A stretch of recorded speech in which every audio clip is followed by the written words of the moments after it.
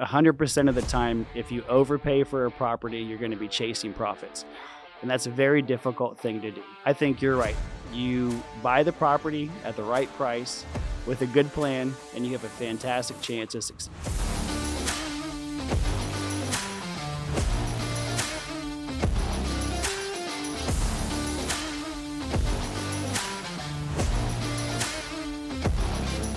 Welcome back to the Cashflow podcast. I'm your host, Jason Yoss. I'm here today with my guest, Mike Yeager. Mike, good to see you. Hey, Jason, thank you for the invitation. Absolutely. So we're going to talk about all things properties, turning them into profits. And Mike is an expert in this field, especially in the investment real estate side of the house. So talk to me a little bit about your journey into where you are today with TPM Realty. Yeah, sure. So my journey's been about 20 years in the making, and it's been full of ups and downs, a lot of good successes, some good failures and lessons learned. And now we're more financed on the development and multifamily side here in San Diego. I love that. What brought you out to San Diego, by the way? So I grew up in Texas. I played football at the University of Houston. Right. And when I came out to San Diego, I fell in love with the city. I thought I was going to be an NFL star and play for the Chargers forever. And that didn't happen. So career had to change course a bit. My cousin Brent Olson was a broker. He actually owns TPM Realty. And he said, now that you're 22 years old and have a lifetime of work ahead of you, you should think of doing something else. And I fell into real estate. Right. And so, hey, you know what? There's nothing wrong with, getting into real estate as a backup plan. Marty Schottenheimer, that was the coach of the Chargers at the time. That's right. Yep, sure was. I love it. And honestly, what a great reason to come out to San Diego. So you get out here from Texas, you start working, and talk about your journey in that. Like, did you get out right away as this high-powered investment broker, or how'd you start it out? Yes. So I actually started in maintenance. Nice. And I worked for my cousin's brokerage. We started as a handyman. I was painting apartments, painting duplexes, fixing toilets, whatever needed done for a paycheck. I was really learning from the bottom level. Right. And just understanding, watching my uncle pick up his income properties and learning about the cash flow they were producing, watching the lifestyle he lived. I wanted to mirror that. And so for me, I fell into having not only him as a mentor, but some of his higher end clients took me on as mentors. And I would say the biggest opportunity I had was just going for it. Right. Nobody was going to give you anything. And I did a lot of hard work for a little bit of money, but that background created opportunity and it created relationships. I love it. Talk to me a little more about the mentorship aspect of, learning about investment real estate.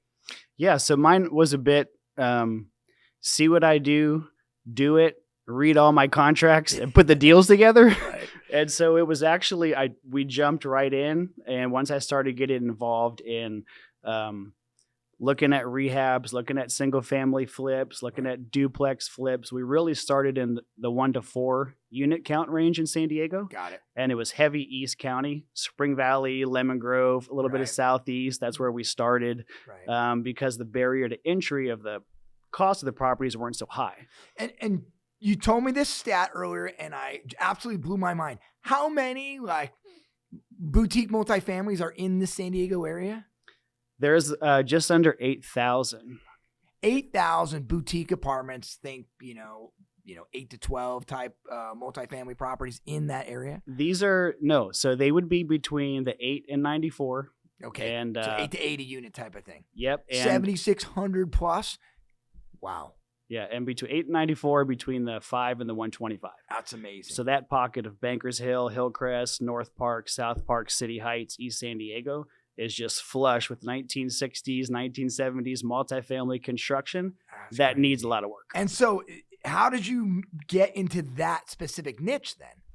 So I dovetailed to the larger multifamily when I worked at Pacifica Companies. Okay. So they're the largest owner operator in town, maybe one of the largest in town. They're right there in the Mission Brewery building. They own the building right by the airport. Nice. And Ash Ronnie is the owner. Deepak Ronnie is the co-founder. Nice. And those guys own around 1,700 hotels, 600 apartments around the country. And that was my big step into more institutional clients. was working with Pacifica. I worked in asset management, director of asset management, but I started as a regional property manager. And that was my first foray into managing people and managing staffs. How did that help shape your real estate philosophy now, especially when you worked your way back to the boutique space, having these huge assets? How did that help create a kind of a sight line for when you're doing something, let's say 8 to 12 units? Sure. I would say the financial aspect and the operation aspect. Gotcha. So being my background in maintenance and operations, I really learned that you could look at pro formas all day long and you could, any broker could send you any numbers to say this property will perform at this level. Right. But if you don't talk to the people on the ground who are actually doing the work, teach them the budgets, teach them what you're seeing in your asset manager meetings, it's really hard to get to those numbers. Imagine. And so for me, it was everything in real estate is people development and relationships. And if you take your time with people, you train them properly, you show them the things that you want to see as an investor, and you pour the time into them, teaching them how to get there at the price you want to pay, then you have a lot more of a chance to succeed than if you're walking in there a little bit blind and you're trying to figure out how you're going to get to the end game. The closing the deal for your cash flow is a bit more difficult without a strategic plan. So I would say the institution side taught me foresight, taught me really high financial acumen, and how to teach that down to the people who are going to get you those numbers. You talked to me before about, when it came to investment strategy, you said, hey, don't overpay. Don't pay $10 for what you can get for $9. How did that come into when you really started getting your hands dirty in that boutique space here in San Diego? Sure. I think a lot of times if you spend too much money, that's going to eat away at your profit. And I learned a long time ago, I've done enough deals where we made just a little bit of money, and I've done enough deals where we've come flat even, and I lost money on a few deals. And what I learned is that same philosophy is very important. Don't pay $10 for something you can get for $9, and it scales. So if I'm working on an 8-unit property and I want to pick up, 8 toilets, right? So do I want to buy the ones that are $65 and let's probably cut that part. Sorry. Let's talk about toilets. But I'll buy $65 toilets all day long. Let me ask you this question. Is it really true that no matter what you do on the operation side, the financial side, you really make your money on the purchase end? I think 100% of the time, if you overpay for a property, you're going to be chasing profits. And that's a very difficult thing to do. I think you're right. You buy the property at the right price with a good plan, and you have a fantastic chance to succeed. I love to hear that. I want to kind of switch and talk about maybe a deal or something that you're working on now or have worked on in the past that we can lay out for your audience to hear about. So you're working on a current apartment. Talk to me a little bit about this. Sure. We have a few in North Park. One I'd like to talk about today is located on Alabama Street. And that was an 8-unit property that was performing at about $1,500 a month rent. Gotcha. There was 4 garages on the bottom. Okay. So we've done a conversion, ADU conversions on the bottom, where there's now 2 new studio apartments and 2 one-bedroom apartments. Huge. So talk to me about how'd you locate this property? Did you just pull it off on the MLS? Did you drive by it? And what was the structured finance, or how'd you make the deal work? Sure. It was brought to us by a local broker in town. Got it. And there was assumable financing. Awesome. Assumable financing. There we go. So we purchased a property with rents that were a bit under market, where we had to come down with 20%. We could take over the loan at an attractive rate, which at this time is very difficult to find. Absolutely. So we were about 3 years ago from today's date, and we're just prepping the asset for disposition now. And so this was an 8-unit property that we rehabbed half of the interiors, and we're getting ready to exit as a 12-unit property right here in North Park. Talk to me about your standpoint on you only rehabbed half the units. Where does that come from? Sure. So we have a game plan right now. So our strategy is not long-term hold of the smaller assets in San Diego. Gotcha. So the mid-size that we're focused on now, 8 units to 25 units, we're on about a 24-month turnaround time for those. Wow. So 24 months, you're able to pick up a property. You're able to do everything from value add to value adding creation, units, value Yes, creation, Yep. and then with an exit strategy of, hey, we're going to roll out of this. Is that correct? That is correct. Yes.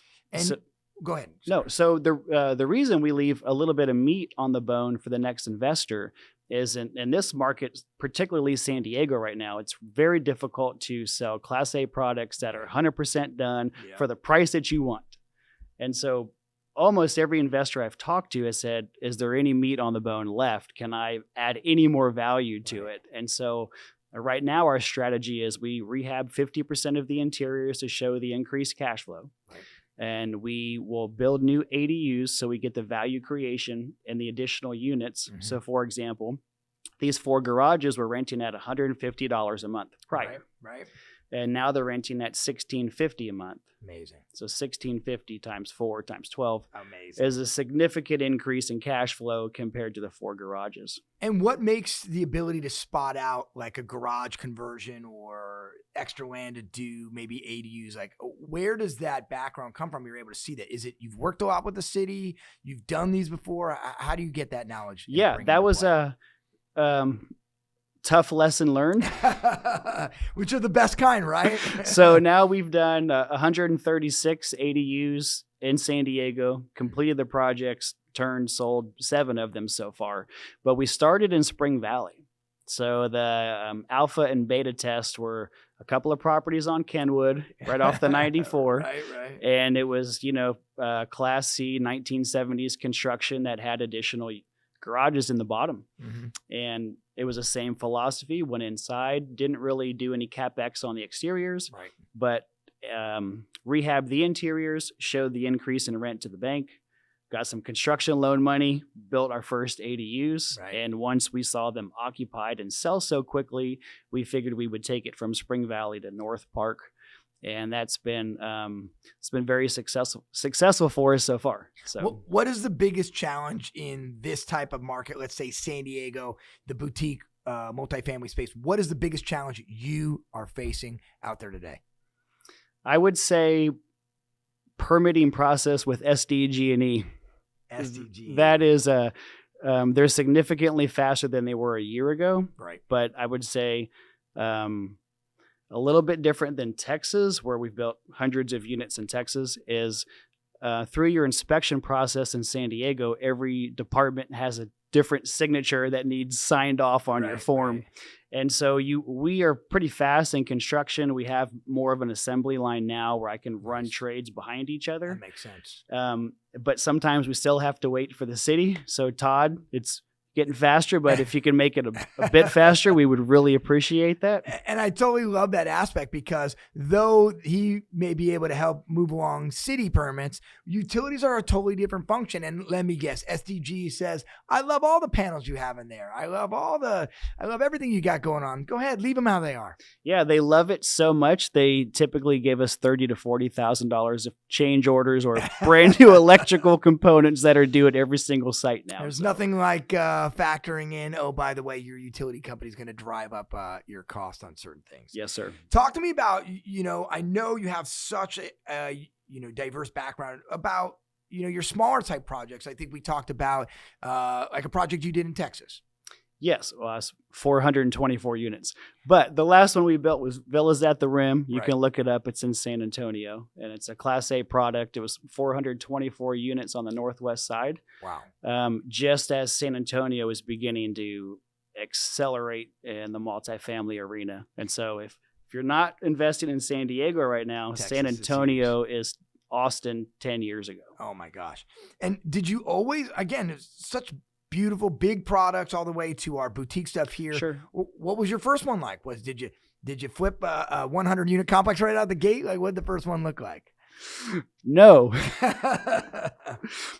We started here in San Diego with a really small duplex off Campo Road. Got it. And this is 2002. Really? And so we picked it up. I don't remember the exact price, probably $280,000. I love it. As a basic strategy for us, over the past 20 years, it's I know everyone has their different formulas for exit and timelines on exit. We were really focused on if we could just double our money.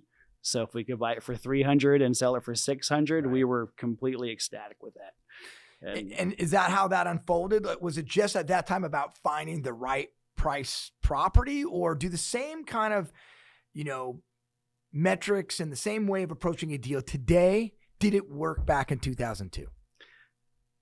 All of it except the financing. Okay. So when I was in a very unique point in my real estate career early on, where in the mid 2000s to late 2000s, if you were breathing, you could get a loan. And it did lead to the 2008, 2009 correction. There might have been some, minor things that came out of that. You're right. But, I would have a team of contractors working for us, and we would write the checks. So I knew what they were making. And I was really, it was an interesting time where someone making $40,000 was qualifying for, an $800,000 home. And I had some family members that also got caught up in it with these massive balloon payments, at the end of a 4 or 5 year term. And then, we came out okay, but it was a really hard period. The early 2000s. And I cut my teeth in the market then, as well as when I first was getting into it. And I do remember hearing, this is going to go on forever. And it didn't. And that might be a good lesson for other people nowadays. Like, hey, just remember there's ups and downs in every market. Have a game plan and, find your niche and stick to it. Kind of like what we talked about here, Mike, your niche being in that multifamily space. Yeah. And I think what we have to do too is you have to always remember the long game. Right. And so when I was a young kid, I was born in Pennsylvania. And when my grandparents purchased their house, 1980s, interest rates were 13, 14%. Right. And so it is hot and heavy right now at 6 to 7% for residential. And yes, it was great at 2 or 3% a few years ago. It's true. But money's, sometimes it's expensive, sometimes it's not. But if you don't take the shot and go for the deal, you're always going to sit back and wonder what if. And let me close it by asking you that specific for the young Mike or the young Jason just breaking into the market. What advice do you have for them? And more specifically, like, what way would you be pushing yourself if you had to do it all over again? Would you be back in boutique or back in assets? Or would you be in commercial? Sure. I think it really depends what lifestyle you want to live. Got it. So for me, anybody I've been around that's been successful had a tremendous drive to either take care of your family or put yourself in a better position, or maybe you're hyper competitive and you have to beat the next opponent. It doesn't matter, but you have to find your why. Right. So my advice to any young people getting going would be a few things. One, there's a saying I learned from my mother a long time ago: closed mouths don't get fed. Meaning, no one in life is a mind reader. If you don't open up and verbalize and tell people what you want, when you want it, nobody else is going to automatically know that. Right. So for me, closed mouths don't get fed. People don't know who you are out of high school. You have to go meet and greet people who are in the business. And you have to be okay with putting yourself in uncomfortable situations. Right. So I'm naturally a hyper introvert. I could sit by myself on the beach, read a book all day long. That's really hard when you're going to conferences and you're meeting people and you want to get out of your shell. You really do have to force yourself to do it. It's a job. It's work. That's what you're here for. It's a job. And another piece of advice is mentors want mentees. Yeah. And successful people like to teach. Absolutely. And so if you step out on faith a little bit and you ask people, not necessarily, hey, can you be my mentor? But, this is a little bit about myself. I really want to get into the space that you're in. If I work really hard, would there be a chance I could do some business with you or maybe tag along and learn some lessons? Absolutely. I learned a lot of deals. I learned a lot of real estate at the gym, talking to real estate guys. Absolutely. I've done a few more deals than I had anticipated on the golf course, because the last lesson I would leave is, not everything's about the deal. Right. A lot of times you just have to be a really good person.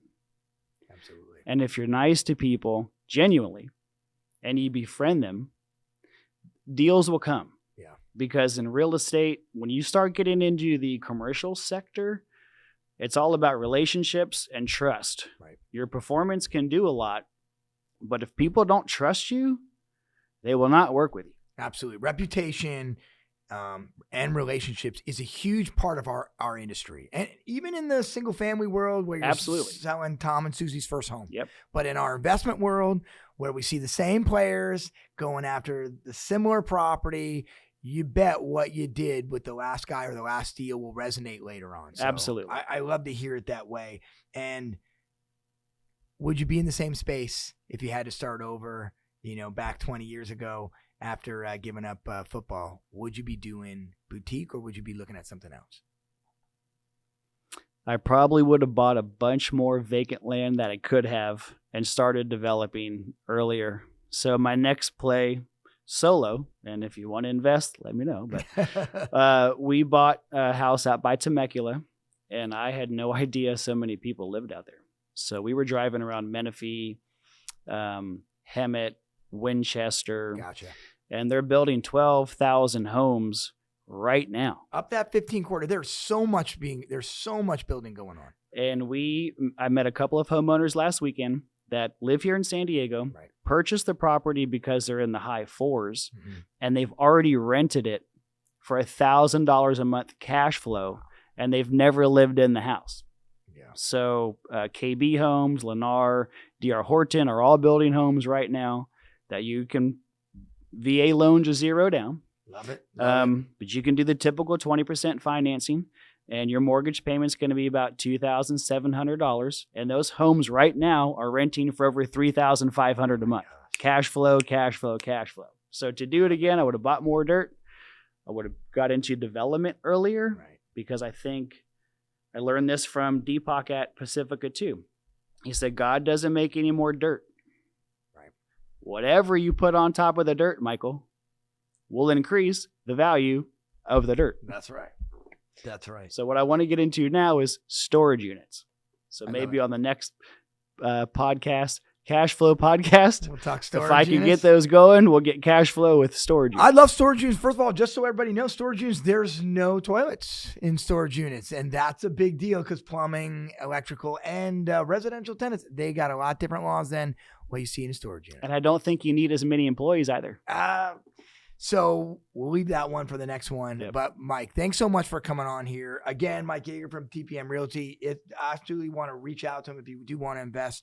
And for everybody else who's tuned in, these are some great ways that you too can get into your first deal or your next deal. So please tune into Cashflow, the podcast where we talk about turning properties into profits. Mike, thanks so much. Thank you so much. All right, brother. All right.